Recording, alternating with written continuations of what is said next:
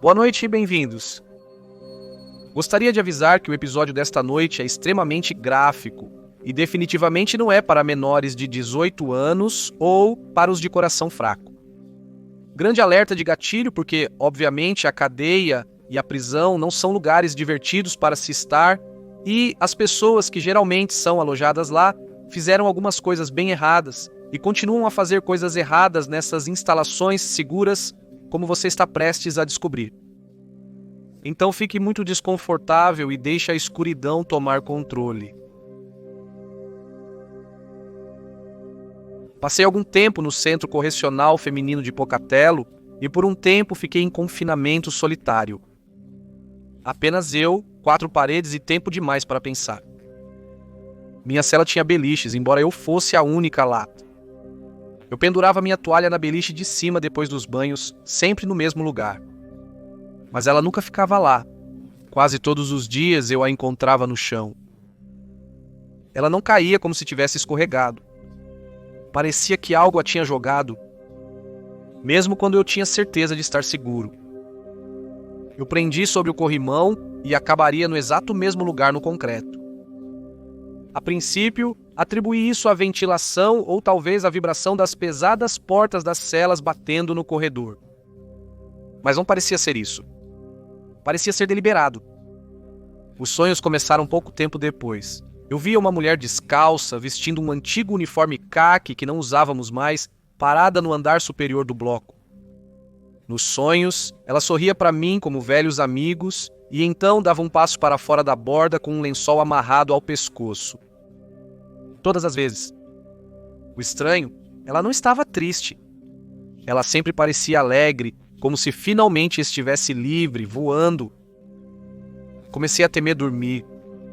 Eu acordava ensopado de suor, coração disparado, certo de que se abrisse os olhos rápido o bastante, flagraria alguém me observando do beliche de cima. Estar sozinho naquela cela dia após dia me afetava.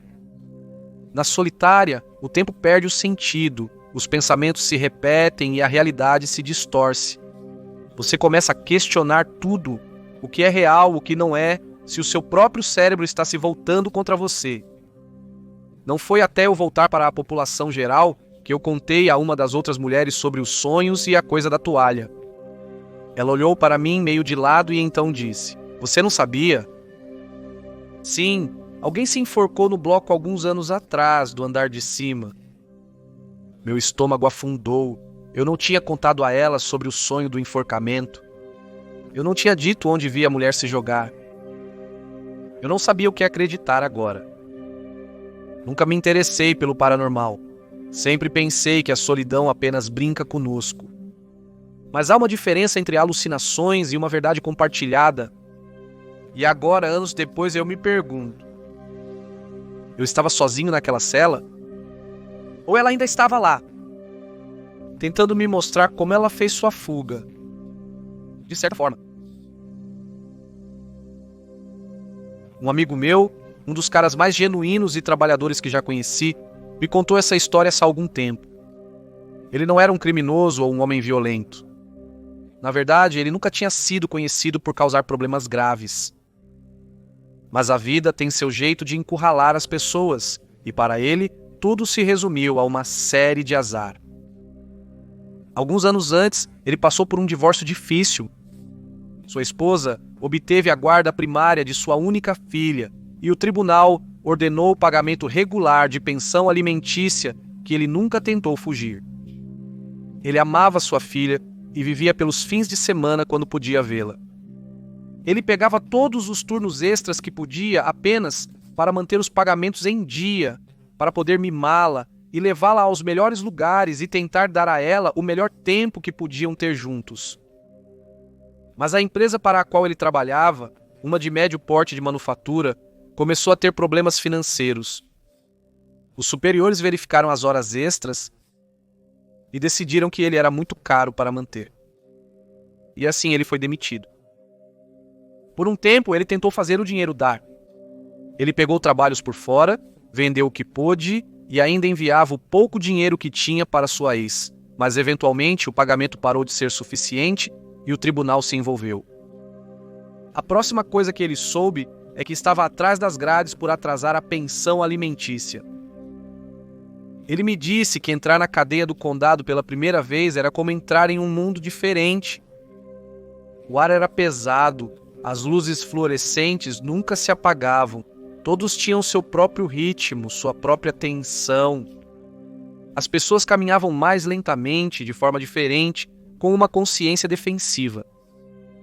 Ele foi designado para uma cela com outros 2 homens reincidentes. Um deles era nervoso, o outro era quieto e mais ponderado, mas você podia dizer que eles tinham alguma tensão. Dias depois, as coisas desandaram. Um dos nervosos, Rick, acusou o mais quieto, Marcos, de roubar um saco de batatas fritas. Apenas batatas fritas. Foi assim que começou Pequeno. Marcos, claro, negou, dizendo que não havia tocado neles. Eles foram e voltaram por alguns minutos, e meu amigo apenas ficou em sua beliche, tentando desaparecer. Eventualmente, eles deixaram para lá e os 3 se recolheram para a noite. Algumas horas depois, por volta das 3 da manhã, meu amigo foi acordado abruptamente por um estranho som de raspagem. Ele abriu os olhos e viu a luz baixa do corredor e viu Rick em pé sobre a beliche de Marcos, com algo longo e brilhante em suas mãos. Um grande pedaço de tubo de metal ou talvez um cabo de vassoura quebrado. Antes que ele pudesse até mesmo se sentar, Rick o abaixou repetidamente. Marcos mal teve tempo de gritar.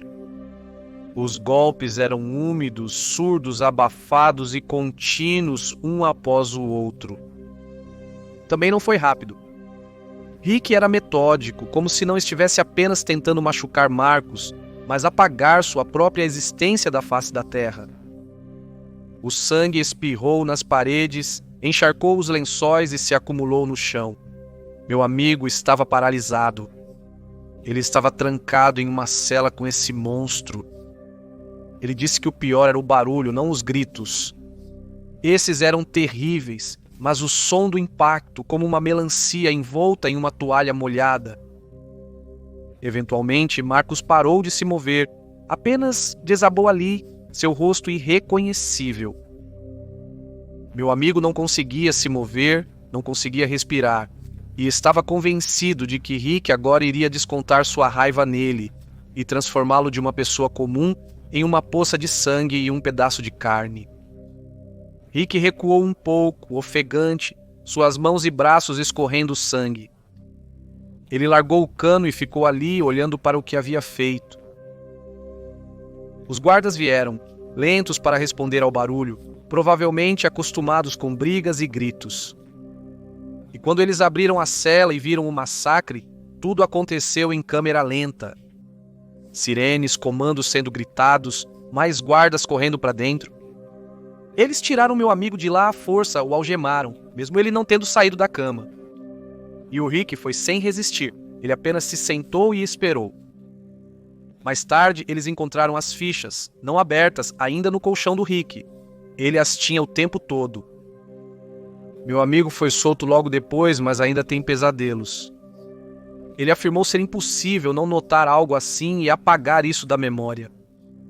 O pior não era somente a brutalidade. Foi a facilidade com que aconteceu, quão pequena tinha sido a faísca. Um saco de batatas fritas, um momento de paranoia, e então um homem estava morto. Essa história ficou comigo.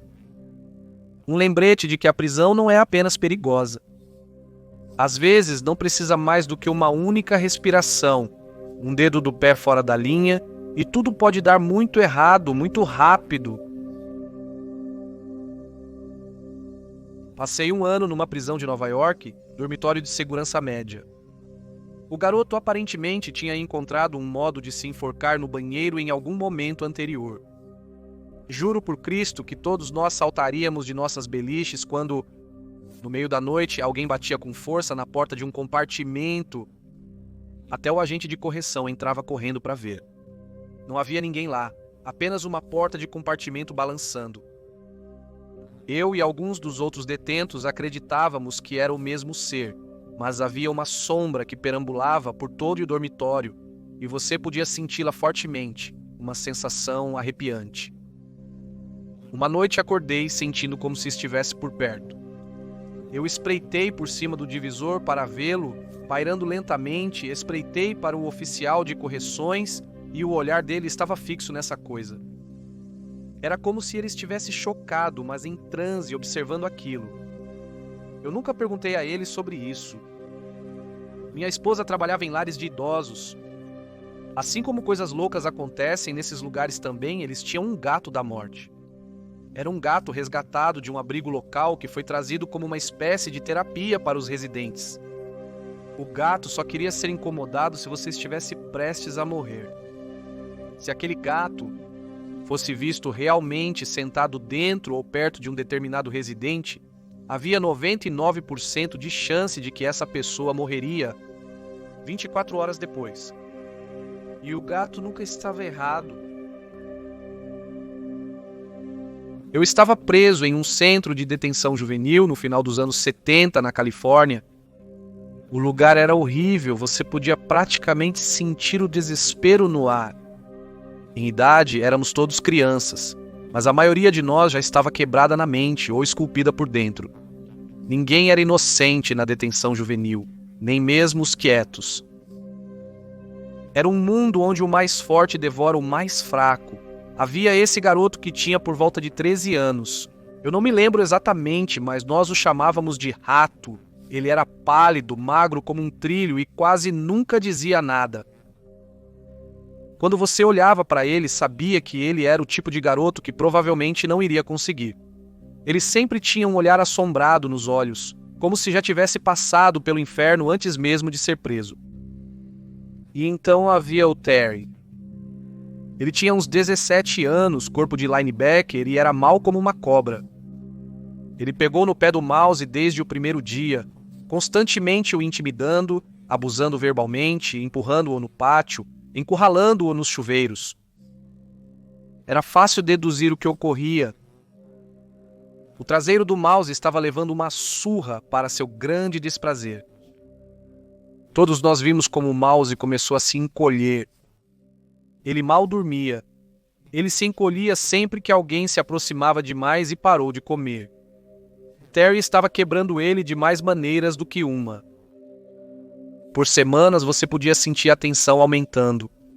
Como uma tempestade atrás dos olhos de Mouse, havia algo estranho na maneira como ele se movia. Como se ele estivesse calculando algo e então, em uma noite quieta e inesperada, aconteceu. Foi pouco antes do apagar das luzes. A unidade estava quieta, os guardas haviam feito sua ronda e todos estavam ou de volta na cama ou fingindo estar. Eu estava meio adormecido quando ouvi um barulho estranho, e então um estalo forte e depois gritos. Eu me sentei e vi algo que nunca esquecerei. Mouse tinha Terry no chão, montado em seu peito como um cirurgião. Havia um pedaço de metal em sua mão muito limpo e perfeito para ter sido feito por alguém de dentro. Suspeitei que Deus deve ter entregue a ele ou a outra criança. O rosto de Terry já estava ensanguentado. Mouse o atingiu forte por trás, provavelmente o nocauteou. Depois, com uma calma aterrorizante, pegou a lâmina e foi para os olhos dele. Ele não apenas cortou, ele os removeu como se soubesse o que estava fazendo. Nós assistíamos congelados. Um deles saltou e rolou pelo chão, deixando um rastro vermelho. Parecia uma uva descascada. Então ele foi para o tronco, rasgou seu estômago aberto em uma longa e profunda mentira. Foi horrível. Em seguida, o cheiro de sangue atingiu enquanto as entranhas se espalhavam pelo chão. O sangue se espalhou rapidamente, infiltrando-se nas rachaduras do chão. Tudo isso levou menos de um minuto. Mouse se movia com velocidade e precisão, sem pânico, sem raiva, apenas uma intenção cirúrgica fria, como se isso tivesse sido planejado por semanas. E agora era a vez dele brilhar. Quando os guardas invadiram, já era tarde demais. Eles tiraram Mouse do corpo, mas Terry já tinha ido embora. Alguns dos garotos estavam vomitando, outros estavam chorando, mas a maioria de nós estava apenas atônita. Você nunca esquece de ver algo assim. No dia seguinte, levaram Mouse para a psiquiatria. Ele foi internado a longo prazo, considerado inapto para a juventude. Nunca mais o vimos. Mas anos depois, alguém que eu conhecia o procurou. Acontece que Mouse saiu, se reabilitou, se formou na escola e se tornou um advogado. Vi a foto e com certeza era ele. O mesmo garoto que impiedosamente arrancou os olhos de outro garoto e o eviscerou como um cervo se tornou um bem-sucedido advogado de terno. Esse fato ainda ecoa na minha cabeça. Estou compartilhando essa história de uma ala prisional de um hospital. O hospital, construído nos anos 70, é um hospital de condado de uma pequena cidade. Não atendemos casos de trauma e quando o fazemos, é apenas para estabilizá-los até que o Life Flight ou o serviço de emergência médica possam transferi-los para outra instalação. Quero falar sobre duas salas especiais, sala 123 e 234. Elas compartilham uma parede. Mortes no quarto geralmente envolvem idosos por causas naturais. A ala da prisão está funcionando há cerca de 8 anos e os prisioneiros que entram, se morrem, é por causas naturais. Mas esse conjunto de um quarto é apenas estranho. Sou agnóstico ateu, mas não posso negar que a mesma coisa continua acontecendo no quarto 123 e, especialmente, no 234, houve várias vezes logo antes de eles passarem. O detento fala sobre uma criança no quarto, mas são aqueles que estavam delirantes antes da morte. Também houve vários infratores mentalmente alterados, não drogados, mas com real estado mental, que falaram sobre ou perderam completamente a cabeça por causa da criança que estava debaixo da cama deles, ou correndo por aí e mexendo com eles. Um cara ficou tão violento que tivemos que dar alta dele do hospital e mandá-lo de volta para a unidade dele. Ocasionalmente, um detento com plena capacidade mental mencionará que a televisão em outra sala estava tão alta que ele podia ouvi-la. Disse que parecia um programa infantil. Mantive meu corredor silencioso, garantindo que a televisão não fosse ouvida de lá. Certamente, podem ser feitos argumentos de que o boca a boca voltou para a unidade sobre a história da criança, mas nem os oficiais nem as enfermeiras tinham o hábito de contar as histórias para os detentos. Além disso, admitimos infratores de dezenas de unidades, então isso sempre nos assustou um pouco. Eu sou um oficial de correções aposentado há mais de 20 anos. A prisão em que trabalhei foi construída nos anos 80, também conhecida como os Dias de Gladiador, e tive muitas experiências ao longo dos anos, ao ponto de que elas apenas se tornaram parte do trabalho. Eu estava mais preocupado com os detentos do que com os fantasmas, mas as assombrações eram reais, aparições completas de sombras, vozes, objetos se movendo por conta própria. Filmagens de vídeo, rajadas frias de ar em áreas sem ar-condicionado em noites quentes, portas destrancando, passos. Os cheiros realmente me assustavam. O cheiro de suor forte em áreas onde não havia detentos. Acredito que as prisões são um foco para o paranormal devido à violência, suicídio, raiva e saúde mental que o ambiente absorve. Estas são minhas vivências pessoais. Tínhamos um prédio de saúde mental que antes era uma academia. Alguns escritórios foram construídos dentro do prédio como caixas empilhadas. Após a finalização dos apartamentos, os oficiais realizavam uma verificação de segurança para certificar que nenhum detento ficasse para trás, conferindo com o registro de contagem. Um médico veio até a entrada principal, perguntando por que ainda havia um detento sentado em seu consultório. Dissemos a ele que não deveria haver nenhum na traseira. Outro membro da equipe disse que também o viu. Então, quando foram verificar, foi muito estranho, porque não encontraram nada. Eles informaram o médico, que empalideceu. Nunca tinha visto isso acontecer de forma tão visual. Foi perturbador. Ele parecia que ia chorar ou ter um ataque de pânico, e eu soube 1 semana depois ele pediu demissão. Movíamos cadeiras com rodinhas para o corredor, e quando voltávamos elas estavam mais à frente. Foi meio divertido, na verdade. Eu realmente só vi algumas portas se abrirem sozinhas, enquanto eu me aproximava para passar por elas. É como se estivessem me ajudando no trabalho. Não assustador, apenas interessante. Eu também vi muitas sombras. Algumas seriam distintas, como uma figura. Tipo, algumas eram manchas. Nuvens que obscureciam a visão. Pensei que eram como insetos voando ao redor de luzes, projetando sombras. Mas a mancha seria consistente em toda a mesma forma. É complicado explicar, mas isso gerou uma mudança interessante. Algumas sombras passavam uma vibração muito negativa. Quando vistas, outras eram como, olha, outra sombra. Ainda aprendo a respiração quando entro em um quarto, área escura, continuo esperando vê-lo no canto do quarto, a sombra que assombra o escuro. Nunca esquecerei esse medo. Era primal, profundo, surreal. Sinto um arrepio só de pensar nisso, me lembrando que o que eu vivi foi real e verdadeiro. Faz mais de 6 anos que trabalhei atrás das muralhas do Presídio Estadual da Califórnia e sempre sinto esse arrepio. É como se eu ainda estivesse lá, suando com medo e preocupado em passar pela área da prisão onde vivenciei essas assombrações. Eu presenciei algo na prisão que ainda me perturba. Foi no início, apenas alguns dias depois que um novo garoto chegou à unidade. Ele era um jovem mexicano, bastante quieto e mantinha-se reservado.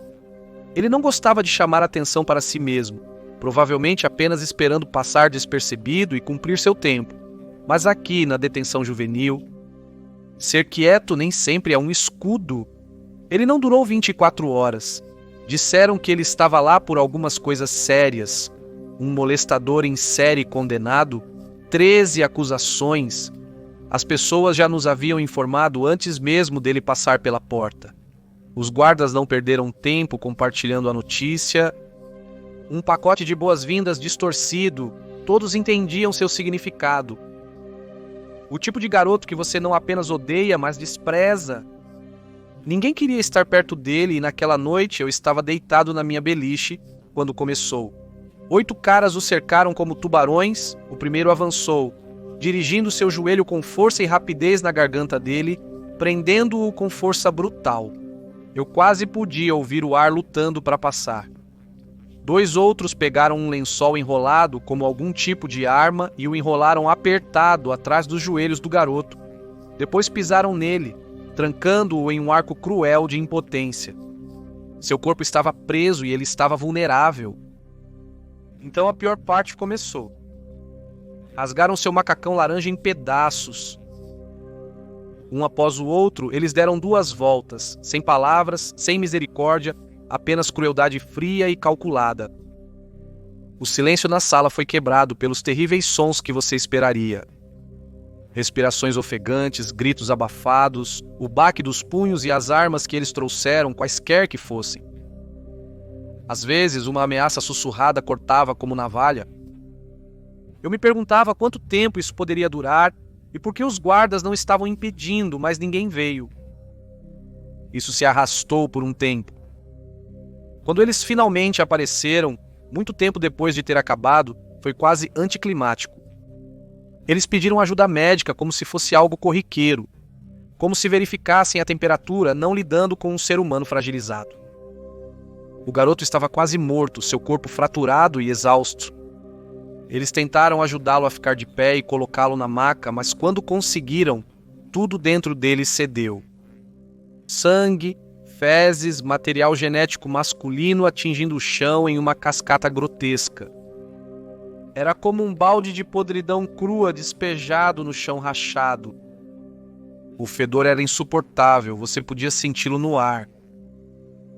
Por quanto tempo eles o mantiveram preso? Como eles foram impiedosos? Todos nós sabíamos o que eles vinham nos alimentando por semanas.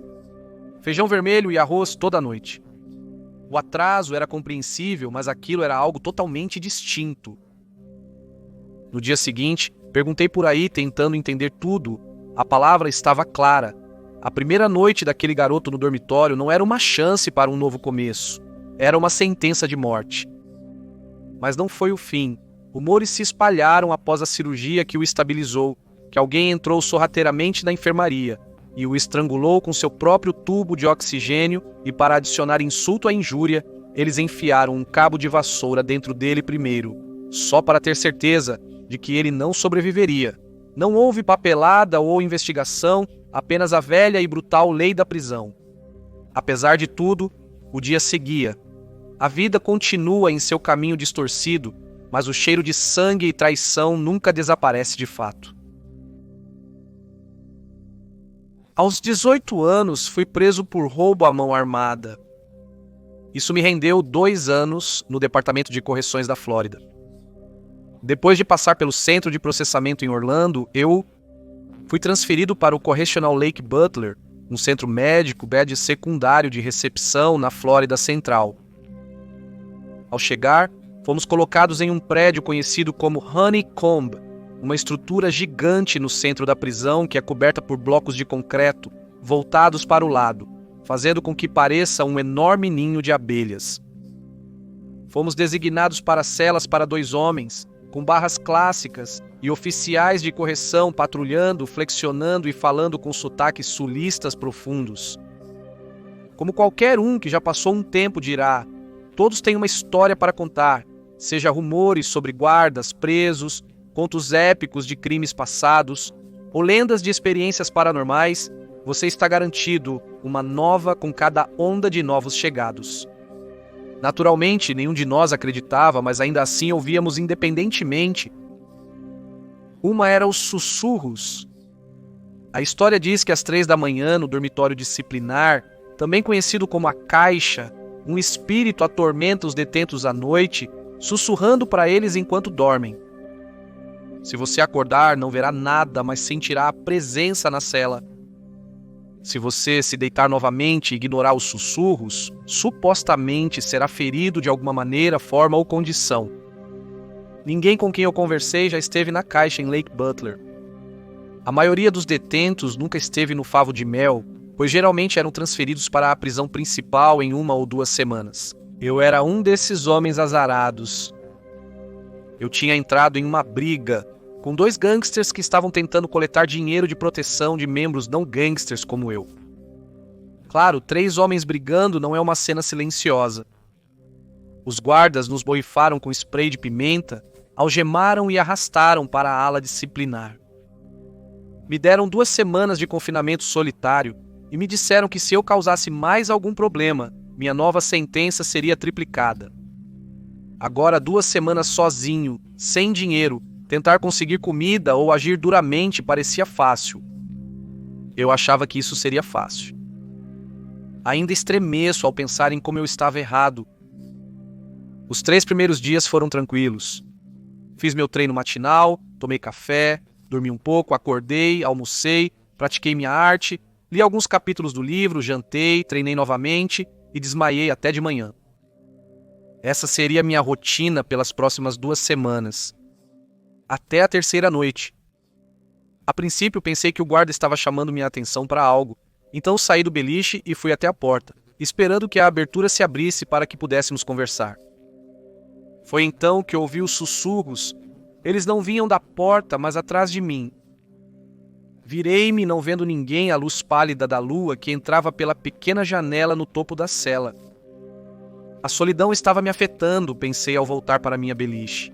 Já tinha ouvido histórias, mas nunca acreditei. Fantasmas, demônios, anjos, tudo isso soava como bobagens de criança para mim.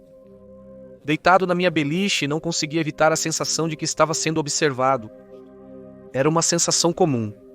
Havia câmeras por toda parte e escritórios fazendo verificações a cada 15 ou 20 minutos, mas parecia que alguém estava no quarto comigo. Eles não tinham onde se esconder, eu só tinha um combo de vaso sanitário pia. Minha mesa estava presa à parede com um pilar de concreto como banquinho e uma beliche. Uma olhada rápida bastou para eu ver. Mesmo sozinho, eu sentia uma presença. O sentimento me manteve acordado agora. A prisão desenvolveu em mim instintos que não me deixavam voltar a dormir.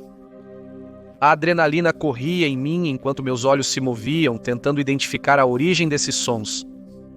Primeiro eu vi que estava vindo da porta, depois mudou para o meu banheiro. Quando eu olhei embaixo da minha beliche como se alguém estivesse no meu ouvido direito, você nem está perto.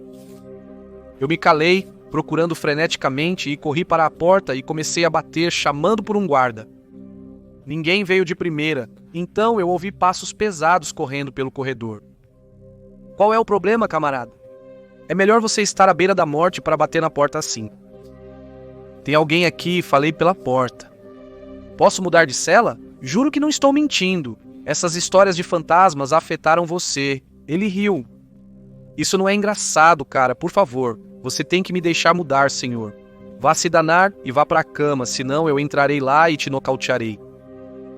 Tudo que eu ouvi foram suas botas, caindo pesadamente pelo corredor de volta ao escritório. Os sussurros e até o zumbido das cigarras lá fora cessaram. Soltei um suspiro que não percebi que estava segurando e meio que me dei um tapa mental. O guarda contaria sobre o garoto enlouquecendo na noite anterior, depois de 3 dias confinado.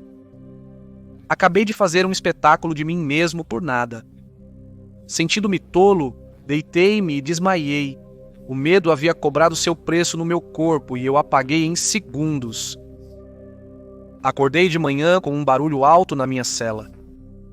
3 guardas me encaravam, parecendo mais irritados do que nunca. Então você acha que pode fazer birra em nosso turno, seu pedaço de merda? Gritou o guarda da noite passada. Do que você está falando? Perguntei enquanto uma mão grande me atingia, batendo minha cabeça na parede. Você vai limpar essa cela de cima a baixo e, para ter certeza, guarde todo o papel higiênico, porque eu não vou te dar outro rolo até a próxima semana. Eu olhei em volta. Todas as minhas coisas estavam espalhadas, papel higiênico por todo lado, e a porta do meu armário estava amassada, como se alguém tivesse chutado repetidamente. Desenhos que eu tinha feito foram rasgados e jogados como confete, e uma das minhas canetas foi estourada com uma mensagem escrita na minha mesa dizendo: "Te vejo mais tarde". Limpei a bagunça e fiquei sentado lá com a cabeça girando.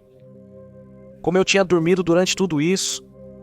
Como alguém entrou na minha cela? O que aconteceu ontem à noite? Fiquei atordoado até a hora do banho, quando os guardas me algemaram para me levar até lá. Viu que toda a confusão que você fez ontem à noite causou? Você foi e se machucou, idiota, disse o guarda enquanto me seguia. Eu olhei para ele questionando do que você está falando. Deitado de costas, idiota, o que aconteceu?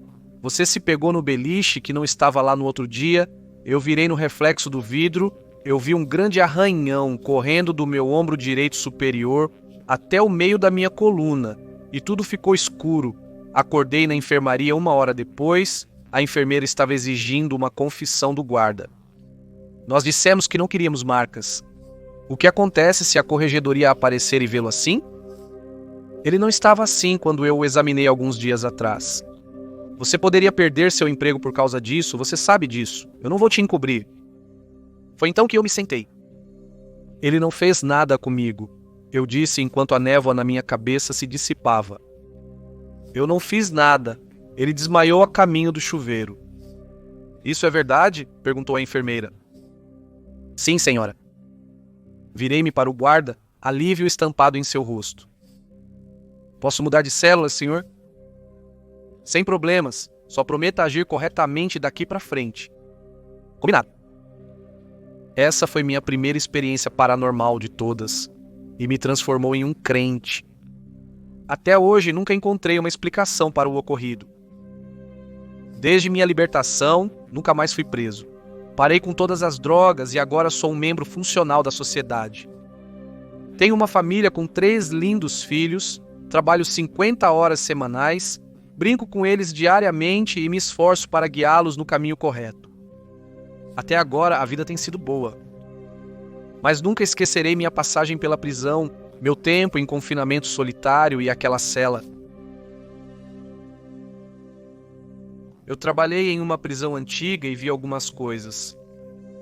No meu primeiro departamento, era necessário ter sido preso para se tornar um delegado de patrulha.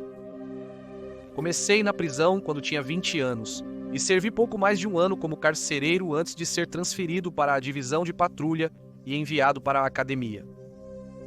A prisão em questão foi construída nos anos 60 ou 70 e estava caindo aos pedaços quando comecei lá. Só consigo imaginar as condições em que ela está agora.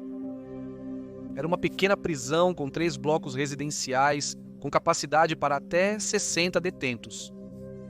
Nas primeiras semanas lá, fui colocado com um carcereiro sênior para ele me mostrar como as coisas funcionavam. Os padrões para trabalhar em uma instalação de detenção, naquela época, eram bastante frouxos, então qualquer pessoa que esteja ouvindo isso e que tenha trabalhado ou esteja trabalhando em detenção, provavelmente terá alguns momentos de what the fuck nesta história quando se trata de como fazíamos as coisas. Antes de começar a parte do meu treinamento no turno da noite, vários funcionários me contaram a história de um carcereiro que foi atacado por algo na cabine, a sala de controle onde ficamos estacionados. A história era sobre um carcereiro trabalhando até tarde na papelada, após trancar os detentos. Ele sentia algo roçar seu pescoço repetidamente. Depois de sentir isso algumas vezes, ele se virou e viu uma figura humanoide escura empoleirada na prateleira atrás dele. Enquanto ele estava de pé, a figura supostamente pulou nele, fazendo o carcereiro correr escada abaixo para fora da cabine e então para fora do corredor até a sala de reserva.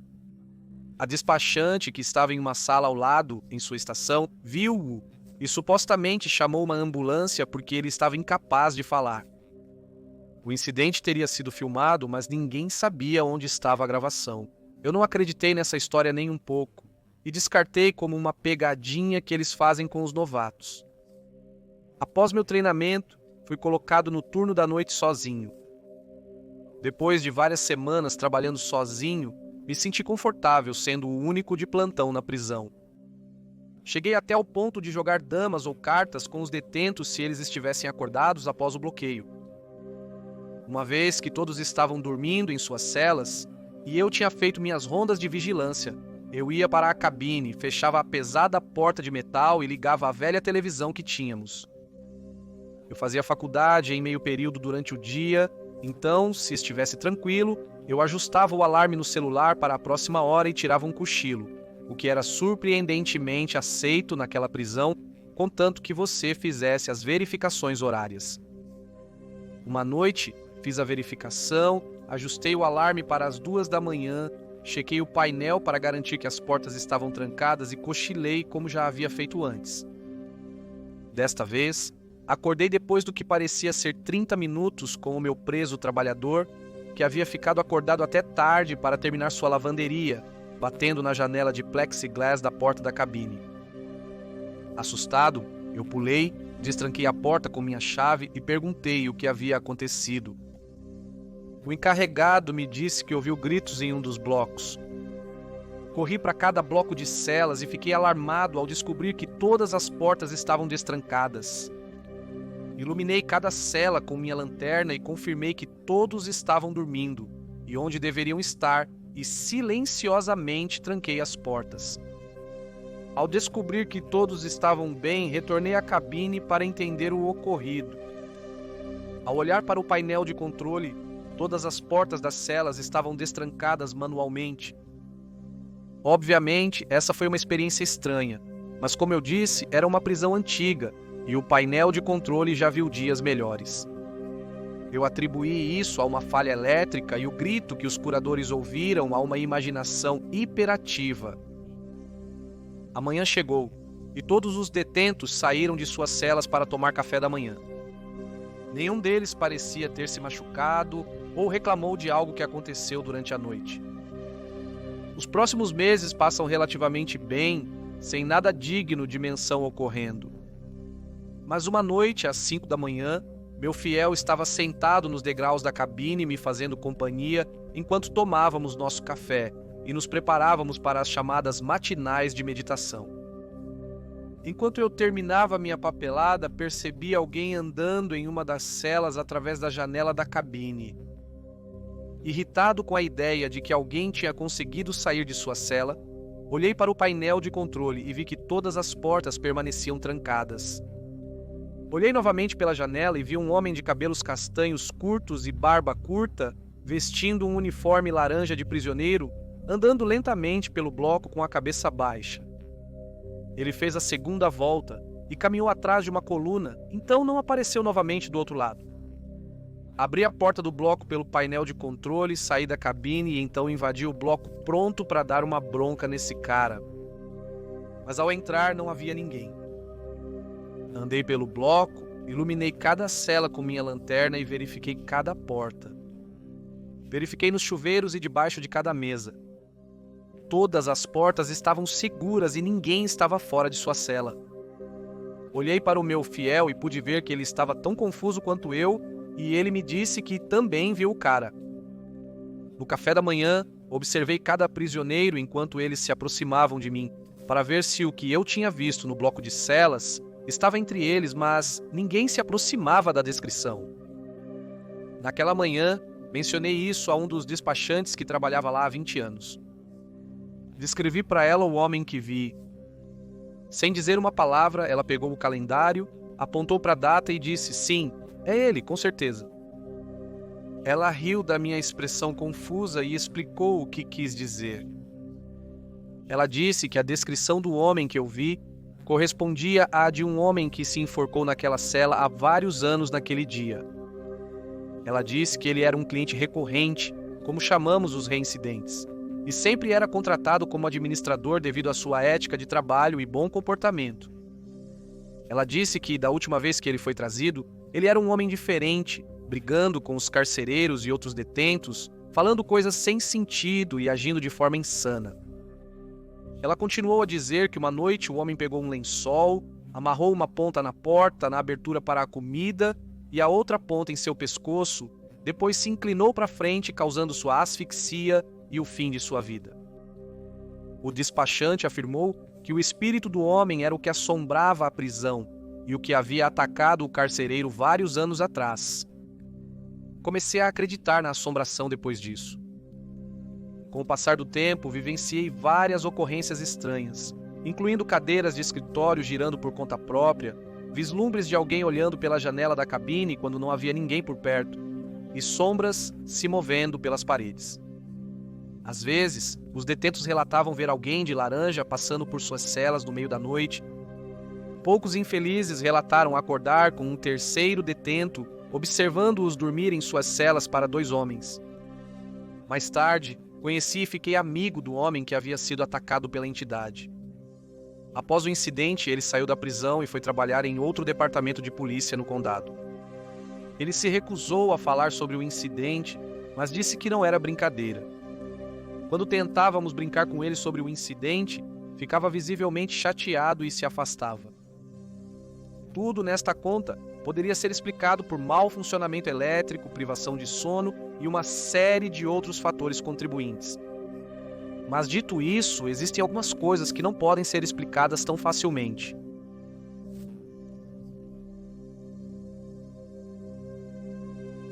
Durante um período por dentro, uma das brigas mais selvagens que presenciei começou por causa de um jogo de cartas. As apostas não envolviam dinheiro, claro, mas altas o suficiente para importar lá dentro. Itens de cantina como batatas fritas, refrigerante, barras de chocolate, ramen, a moeda usual da prisão. Nero foi acusado de trapaça. Ele negou, mas as coisas esquentaram rápido. No fim, os outros presos na mesa o obrigaram a mostrar a mão. E sim, ele estava trapaceando. Dava para sentir a mudança de humor no ar. Os outros 2 caras, Tibérios e Calígula, disseram a Nero para voltar ao bloco de celas com eles apenas para conversar. De alguma forma, Nero concordou. Grande erro. Não 5 minutos depois, o inferno se desatou. Todos os 3 saíram cambaleando da cela, punhos voando como um furacão. Tibérios tinha um rádio do tamanho de um punho e o esmagou com força na cabeça de Nero. Ele se partiu ao impacto. E o que sobrou virou uma arma serrilhada. Eles usaram o plástico e o metal quebrados como uma faca improvisada, cravando-a na lateral do crânio de Nero. Eu juro que você podia ver o osso. Sangue estava por toda parte, escorregadio e escuro no chão como óleo. Parecia menos uma surra e mais uma cena de crime.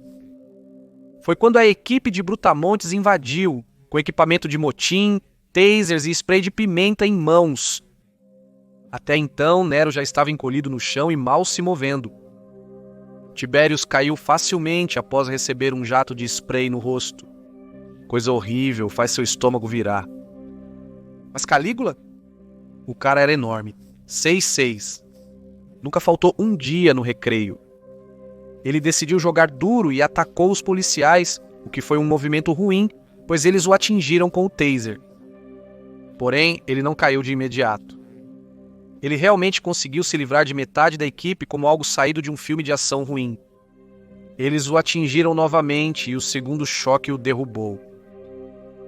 Nero foi retirado em uma maca mal consciente, seu rosto mal reconhecível. Devido à superlotação, ficamos confinados em nossas celas durante toda a investigação, com refeições trazidas até nós e apenas 1 hora diária de movimento em um pequeno e sombrio pátio, conforme exigido por lei.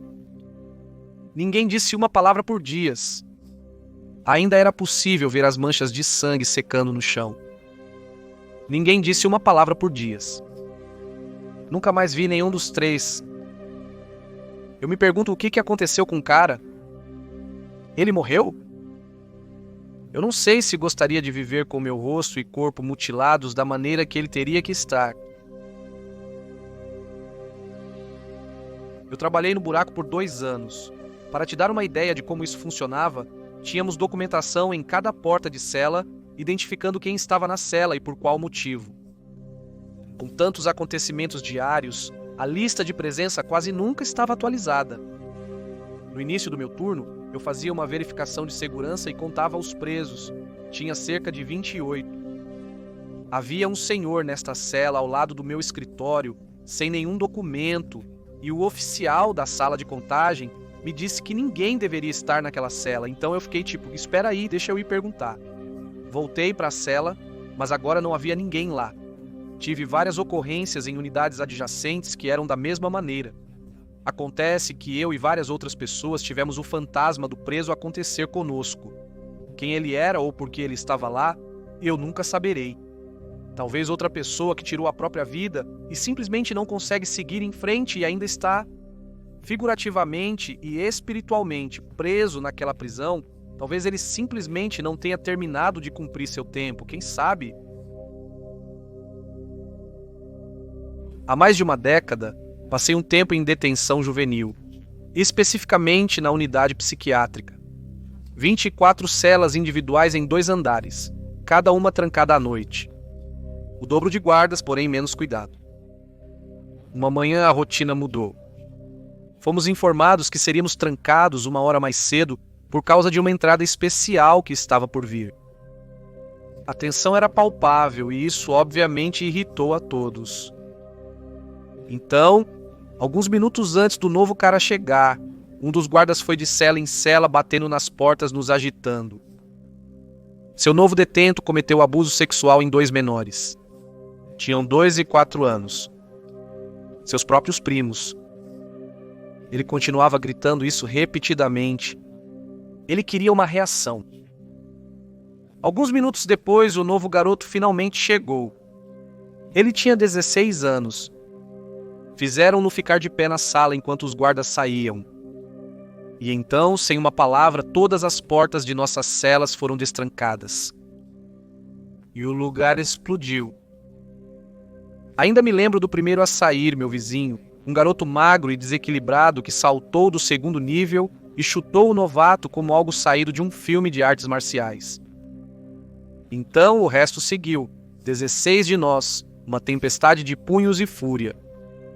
Os guardas levaram pelo menos 1 minuto para intervir, e quando o fizeram, dispararam sacos de feijão e separaram os corpos à força. O novo garoto era irreconhecível. Ossos quebrados, sangramento interno, pele rasgada, uma bagunça de sangue no chão. Ele realmente sobreviveu ao ataque inicial, mas por um triz. Eles o levaram para a enfermaria, depois o transferiram para um hospital e ele nunca mais voltou.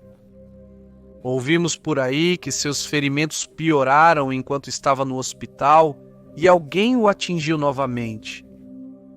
Acertaram sua garganta, mutilaram seu rosto, e ele morreu em uma cama de hospital pouco tempo após a chegada.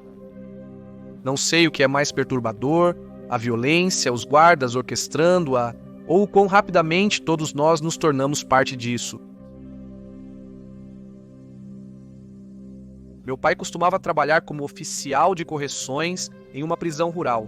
Ele dirigia o perímetro, o que significa que ele fazia círculos ao redor da prisão em uma caminhonete, verificando prédios vazios para presos fugitivos, e geralmente ficava entediado por 8 horas, todas as noites. Uma noite, meu pai está estacionado em uma colina, apenas lendo uma revista quando começa a sentir um batimento em seu corpo. Ele descreveu como a sensação que você tem quando ouve alto-falantes, tocando uma música com um baixo muito pesado, e você pode sentir isso através de todo o seu corpo. Ele coloca a revista de lado e verifica o retrovisor, vendo alguém fora da caminhonete. Ele pega sua pistola de dentro da caminhonete, arma em punho. Quando ele sai, vê uma procissão de nativos americanos passando pela caminhonete e diretamente pelo seu assento, apenas para desaparecer exatamente no local onde ele estava sentado. Ele disse que era claro que eram fantasmas porque muitos deles pareciam feridos. Isso continuou por alguns segundos e então toda a procissão desapareceu. Ele chamou o outro cara do perímetro no rádio para tentar explicar. O outro cara parou de se comunicar imediatamente. O cara já tinha visto isso antes, mas não acreditava em fantasmas, então não queria falar sobre o assunto. Tinha um cara no meu quarto do dormitório. Ele era reservado e geralmente solitário. Ele era da minha cidade natal, apesar de não o conhecer bem. Ele tinha apenas 4 meses restantes de sua sentença, praticamente na porta de saída. Todos sabiam disso. Ele não era um problema, não era alguém que se esperava que surtasse. Então, numa tarde, tudo mudou. Estávamos no quintal, a cerca de 1 hora de um desastre. Foi quando notamos os guardas se movendo rápido, cortando as passarelas em um grupo apertado. Isso é o que eles chamavam de ponto vermelho. Uma resposta de emergência de todas as unidades. A princípio, ninguém pensou muito nisso. Brigas aconteciam, talvez alguém desmaiou, mas eles nos mantiveram do lado de fora mais do que o normal. Foi quando os vimos. Os ternos. Policiais estaduais. Caras da cena do crime. Notamos que não era uma briga comum. A notícia se espalhou devagar. Começou com uma única palavra. Um novato chamou o rapaz da cidade de covarde. Regra número 1 da prisão. Nunca deixe ninguém te fazer de bobo. Especialmente na frente de testemunhas. Então, eles se encontraram no banheiro para acertar as contas. Pelas informações que eu recebi, o cara novo limpou o chão com ele rápido e limpo, pensou que era o fim, mas não era. O cara da cidade natal ficou quieto depois, não falou nada, não reclamou, apenas desapareceu em sua cabeça por algumas horas e então ele estourou. Ele abriu uma lata de comida em seu dormitório, talvez feijão, talvez atum, quem sabe, e dobrou a tampa serrilhada ao meio até que ficou grosseira e serrilhada, escondeu-a na mão e esperou até ver o cara novamente, e foi direto até ele como se estivesse tentando fazer as pazes. Ele disse algo como: "Boa luta, você me pegou, vamos fazer as pazes." Ele estendeu a mão, puxou o cara para perto e começou a golpear quando este a pegou. As pessoas disseram que ele foi para o pescoço primeiro, pegou a cartoide com a borda da tampa da lata e o sangue explodiu pelo chão. O cara cambaleou para trás, escorregando, gorgolejando e tentando gritar. Tentou rastejar em direção à estação do oficial de correção, espalhando sangue pelo chão enquanto o agressor saía correndo, tentando trocar de roupa. Não funcionou, ele estava encharcado nisso. Eles chamaram a equipe médica e a polícia, mas era um caos total. Só ficamos sabendo do ocorrido horas depois, quando finalmente permitiram a entrada de todos novamente. E o sangue estava por toda parte. Os guardas não limpam. Eles nos permitiram fazer isso. Um esfregão, um balde e a ciência de estarmos onde alguém quase morreu por uma palavra. O garoto ficou 3 dias em estado crítico na enfermaria, mas sobreviveu milagrosamente. Por pouco. Eles acusaram o cara da cidade natal de tentativa de homicídio e o jogaram direto na solitária. 4 meses de tempo não significaram nada. Ele não estava indo para casa. Não por um longo tempo agora. Tudo por causa de uma única palavra, é o que parece necessário aqui, eu acho. Eu costumava trabalhar como oficial de correções em uma prisão em Ravenhall, nos arredores de Melbourne. Uma instalação onde a população era dividida rigidamente ao longo de linhas raciais e culturais, ilhéus do Pacífico, muçulmanos, asiáticos e presos brancos. Cada um se mantinha em seu próprio grupo. As regras não estavam escritas, mas todos as conheciam, e todos sabiam que era melhor não as violar. Uma tarde, chegou um novo presidiário, um jovem asiático mal saído da adolescência, ainda com a energia nervosa de alguém que não percebia o quão perigoso era este lugar. Em seu primeiro dia completo no pátio, ele foi à quadra de basquete e jogou uma partida com os insulares, sem cerimônia. Ele sorriu, brincou e até passou a bola algumas vezes. Os insulares não reagiram muito, mas os outros detentos asiáticos observavam. O resto de nós também viu. Atenção. Você podia sentir a atmosfera mudar, o código não falado que agora havia sido rompido, e todos ali tinham ciência das consequências. Você não faz amizade com a turma errada e espera que a sua própria deixe passar. Comecei o turno no dia seguinte às 3 da tarde e fui para o pátio enquanto os detentos voltavam dos deveres domésticos. Jardinagem, lavanderia, gestão de resíduos. O silêncio reinava como quando todos fingem que nada aconteceu. Mas passei pelo tribunal e parei morto. Um garoto, aquele novo cara, estava pendurado de cabeça para baixo na cesta de basquete. Os tornozelos dele estavam amarrados com tiras de seu uniforme rasgado, as calças tinham sumido e as pernas e costas estavam cobertas por dezenas de cortes finos como lâminas. Parecia que alguém tinha usado um estilete ou uma lâmina de barbear contrabandeada. Nada profundo o suficiente para matar, apenas o suficiente para humilhá-lo e fazê-lo sangrar.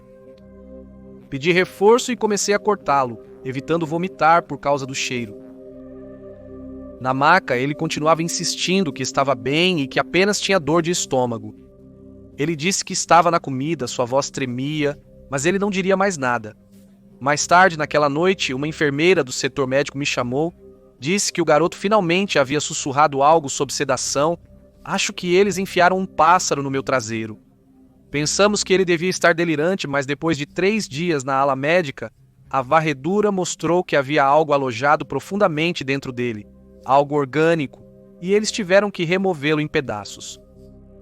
Era um pardal, um morto enfiado dentro dele sem cabeça, com as asas arrancadas, bico e pés removidos. Nunca descobrimos como eles o encontraram, o trouxeram de volta para a unidade ou o colocaram nele inicialmente. Os prisioneiros são engenhosos, desgraçados, e não há falta de crueldade lá. Eles costumavam matar o tempo, torturando animais abandonados. Um pardal não teria chance alguma. Não havia relatório oficial ou detento que revelasse o autor do ato. O garoto foi logo transferido, possivelmente para sua segurança. Ainda penso nele às vezes, como ele ficou quieto depois. Você vê muita coisa nesse trabalho, brigas, esfaqueamentos, overdoses. Mas aquilo foi a coisa mais depravada que já vi. Não apenas pela brutalidade, mas pela mensagem que deixou para trás. Eu fiz um bom número de investigações paranormais, hospitais antigos, escolas abandonadas, cemitérios esquecidos, mas nenhum deles me afetou tanto quanto o reformatório do estado de Ohio. Fui 2 vezes, isso bastou.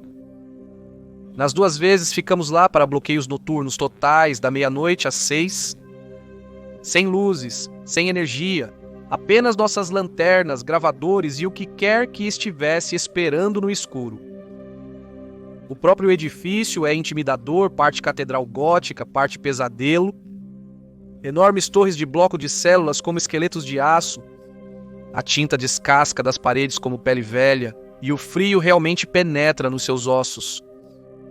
A primeira vez que fui, me senti desconfortável.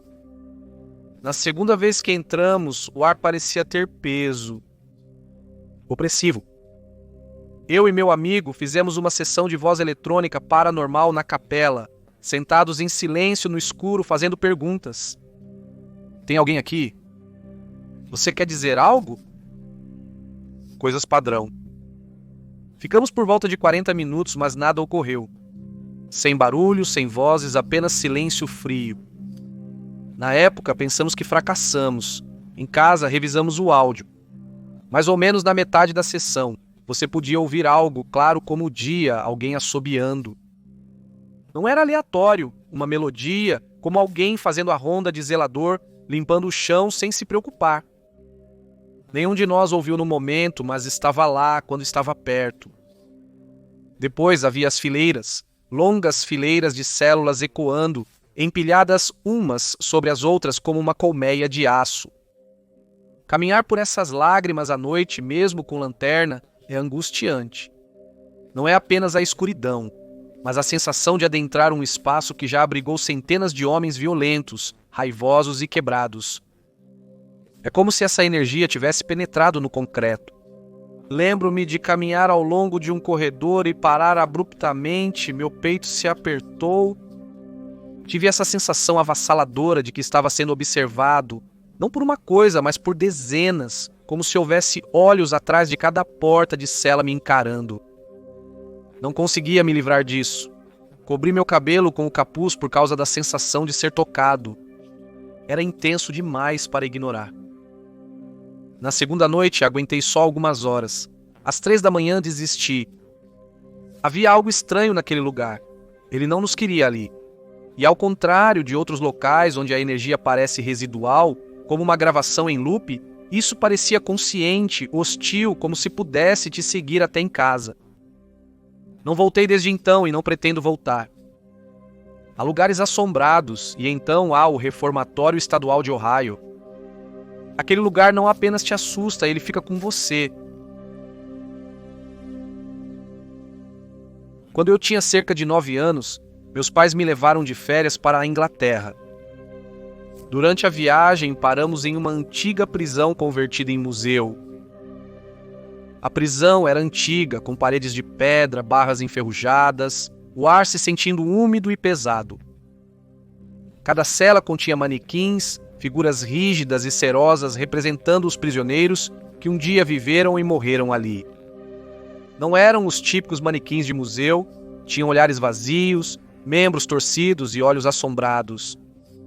Alguns foram posicionados para reencenar seus momentos finais. Um em particular me arrepiou. Uma mulher curvada ao lado de um poço fictício, seu rosto congelado em angústia. A placa explicava que ela havia afogado seu filho ali e logo depois pereceu. Lembro-me de sentir frio ao ler isso. Desde que entramos, algo parecia estranho. Mesmo eu sendo criança podia sentir isso. Havia uma pressão constante no ar, como estar submerso. Lembro-me de caminhar pelos corredores com absoluta certeza de que não estávamos sós. Não de uma maneira de museu lotado, mas de uma maneira que eu não conseguia explicar. Em um determinado momento, parei em frente a uma cela e congelei. Tive a sensação mais clara de que alguém estava diretamente atrás de mim, respirando, observando. Eu não contei aos meus pais. Estava envergonhado e não queria parecer dramático, mas estava aterrorizado. Lembro-me de apertar a mão da minha mãe com muita força, fingindo que tudo estava bem, enquanto por dentro eu estava gritando para sair. Naquela noite, registrei tudo no meu diário de viagem no hotel. Desenhei algumas das células e escrevi sobre as bonecas, como eu as odiava e como pareciam vivas. Descrevi a sensação de ser observado, de saber que algo estava perto de mim, apenas fora de vista. Na época, não dei muita importância a isso, atribuindo à minha imaginação e ao arrepio do lugar. Mas anos depois, aos 16 anos, reencontrei aquele velho diário. Eu folheei as páginas, tropeçando na entrada sobre a prisão, e lê-la fez minha pele arrepiar. Eu me lembrei de tudo vividamente, como se tivesse acontecido ontem. Aquele ar sufocante, as correntes de ar geladas, a sensação de não estar sozinho. Então eu procurei a prisão online, e então eu vi que era um dos lugares mais assombrados da Inglaterra. As pessoas relataram tudo o que eu senti, os pontos frios repentinos, a sensação avassaladora de ser observado, até mesmo ouvir passos em corredores vazios. Alguns até já viram aparições completas. Eu desconhecia tudo isso na época. Meus pais e eu apenas achamos que era um ponto histórico interessante. Mas eu senti sem saber. E algo sobre essa realização me abalou mais do que a própria visita. Eu não era uma criança assustada imaginando fantasmas em um museu sombrio. Eu tinha percebido algo e até hoje isso ainda mexe com a minha cabeça. Ei pessoal, aqui é o Morty e muito obrigado por ouvirem. Se você gostou dessas histórias, deixe um comentário. Isso significa muito para mim. Vocês me verão amanhã para algumas histórias de criptídeos, então certifique-se de sintonizar naquela hora. Gostaria de agradecer extra aos meus membros e patronos, cujos nomes podem ser vistos na tela. Muito obrigado pelo seu apoio contínuo e contribuições, e se você quiser coisas extras de mim, confira o link na descrição para o Patreon. Mas é isso de mim. Continuem incríveis, pessoal, e nos vemos amanhã.